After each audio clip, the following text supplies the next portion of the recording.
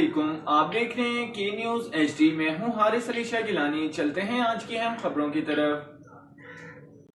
रुक करेंगे साहिवाल का, जहां से रिपोर्ट कर रहे हैं हमारे नुमाइंदे गुलफाम हैदर कुरैशी।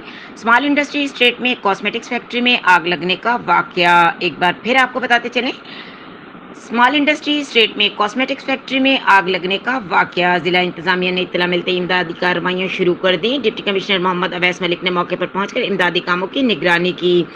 आग बुझाने के लिए तमाम जरूरी इकदाम उठाए जा रहे हैं। केमिकल की वजह से इमदादी कामों में दुश्वारी पेश आ रही है। दूसरे शहरों से भी फायर ब्रिगेड मंगवाए जा रहे हैं। मोहम्मद अवैस मलिक, शहरी नुकसान से बचने के लिए वक़ुआ से दूर रहें। Deputy commissioner. मजीद खबरों और अपडेट्स के लिए हमारे साथ रहिएगा। तब तक के लिए अपना ख्याल रखिएगा। अल्लाह हाफिज।